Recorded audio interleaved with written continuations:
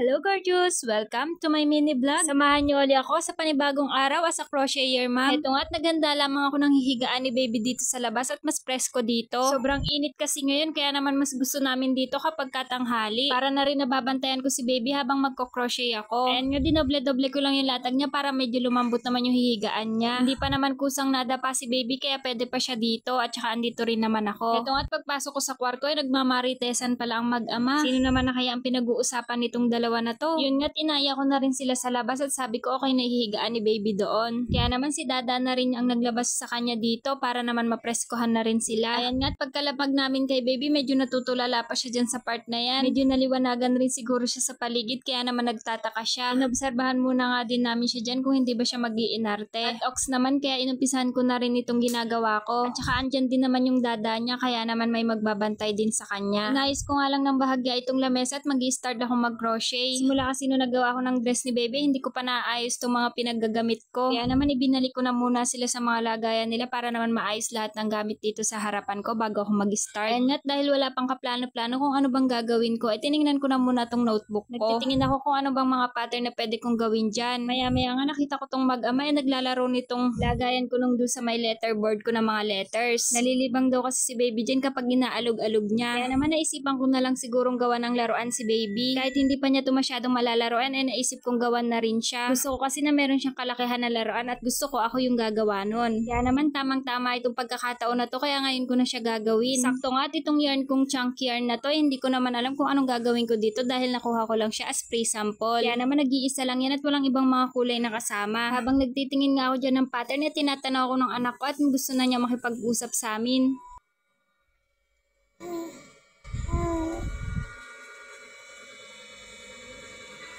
Ano?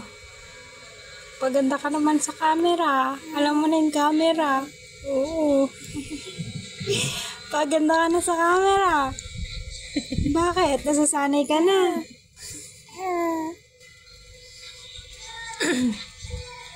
Le, paganda na yan sa camera. Oh. Hey.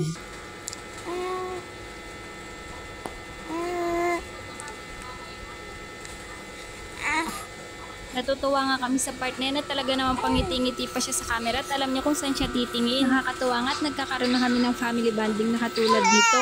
Ang bilis-bilis lang naman kasi ng paglaki nitong bata na to. Parang kailan lang ay maghapon lang siyang tulog. At tuwang-tuwa pa kami pag nahuhuli namin siyang bahagyang ngumingiti. At ngayon nga ay nahuhuli na namin siyang ngumingiti sa camera. At partida nakikipag-usap pa sa amin. Pagkatapos nga nun ay pinagpatuloy ko na rin tong ginagawa kong crochet. Sa katirikan nga ng araw ay biglang umulan dito sa amin kaya naman naglabas ako ng asyete para haplasan to si baby. Makakasikabagan kasi sobrang init tas biglang uulan. Masyado ring mabaho yung singaw ng lupa kaya naman talaga naman masakit din sa tiyan. Pagkatapos nga yan ay pinagpatuloy ko na rin tong ginagawa ko para matapos na rin. Ang hirap din palang gamitin itong chunky yarn na to kasi ang laki-laki. Ayan nga at nagkabuhol-buhol pa ng bahagya tong ginagawa ko kaya naman medyo nakakapagpatagal pa rin kasi siya. Star nga pala yung naisipan kong gawin dyan kasi yun lang naman yung nag-iisa ang kulay. Madali lang din ang pattern niya. Tapos alam kong hindi naman mauubos tong isang chunky yarn. Kaya naman saktong-sakto lang to para hindi naman ako kulangin at matapos ko tong project na to. Maya-maya nga natapos ko na rin to at gugupitin na natin yung pinakang mahabang yarn. Medyo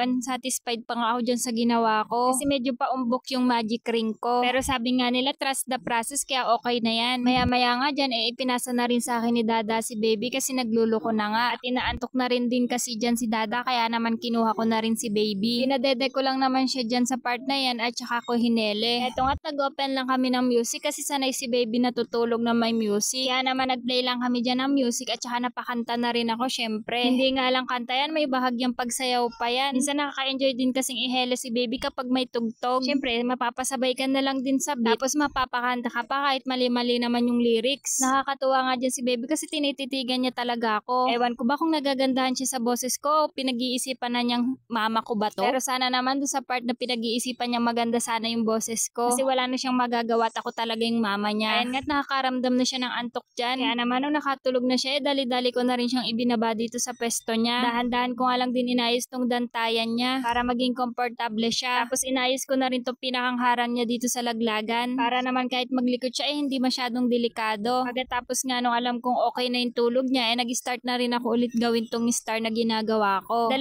star nga yung kailangan kong gawin dito kasi patatahiin natin siya magkabilaan. Madali lang naman tong pattern na to kaya halos mabilis ko lang din siyang nagawa. Pagkatapos ko nga nitong pangalawang star ginupit ko na rin. Pero nag-iwan ako ng mahabang tail nitong yarn para ito yung ipantatahin natin mamaya. Nasobrahan nga ako dyan at sobrang haba pala yung naiwan ko kaya hirap na hirap akong magtahi. Kumuha na nga rin ako nitong yarn needle na medyo malaki-laki ang butas para naman kumasya dito sa ating yarn. Pagkatapos nga niya, inumpisan ko na rin tong tahiin. Tatahiin ko nga lang yan sa gilid para mapagdikit natin tong 2 star. At pagkatapos nun papalaman na natin sa loob ng fiber fill para medyo tumaba siya. At pagkatapos nga ganito na ang kanyang itsura o diba ang cute-cute at ang taba-taba. Ito nga at pinakita ko na kay baby kahit tulog pa siya. Medyo nakukulangan nga ako dyan sa part na yan kaya naisipan kong lagyan siya ng mata. Gagamitin ko nga sana dyan yung parang beads na ginagamit sa mata ng mga keychain. Pero naisipan ko na baka pag lumaki-laki sa baby ingat-ngatin niya tapos malaglag tapos ayun nakain na pala niya. Naku, delikado pa. Kaya naman naisipan ko tong felt cloth kaya ito na lang yung ginamit kong pang mata dito sa may star ni baby. Hindi pa nga ako natatapos dyan nag-ingit na ito si baby at nagising na naman. Hindi ko pa nga siya binubuhat dyan at naisipan ko na tapik-tapikin lang siya dyan. Kaso hindi umuubra at hindi siya nakakatulog kaya naman no choice tayo kundi buhatin na si baby at ihele. Kaya nga nung nakatulog siya binaba ko na rin uli siya dito para matapos ko na yung ginagawa ko. Nagdahan-dahan pa ako dyan pero nagising pa rin siya ng bahagya pero konting tapik na lang din naman at nakatulog na rin siya. Pagkatapos ko magkat kanina dun sa puti, ito namang black na pabilog ang ginupit ko. Sinukat ko nga lang din yan kung sakto na yung laki ng bilog. Tapos hindi ako naging satisfied dun sa may hugis ng kulay puti kaya naman pinabilog ko na rin siya. Ang maging okay na nga isinukat ko na rin at dinikit ko na rin dito sa star. At heto na nga ang star lang ni Baby Maui. O hindi ba napaka-cute? Star na nga lang din yung naisip kong gawin dyan since nung bata ako mahilig din akong tumingin sa itaas. Tapos pagmamasdan ko lang yung mga bituin sa langit. Ewan ko ba pero nalilibang kasi ako kapag ginagawa ko yun. Sobrang ganda rin kasi ng langit kapag sobrang daming star. Pagkatapos nga nung ginawa ko nilinis ko na rin tong lamesa para makalipat na rin kami sa loob. Hapon na rin kasi kaya kailangan na namin pumasok sa loob at medyo malamig na rin dito. Kaya naman minabilis ko na rin tapusin tong paglilinis ko para makapasok na kami sa loob. At yun lang naman for today's video. Salamat sa panonood. Bye!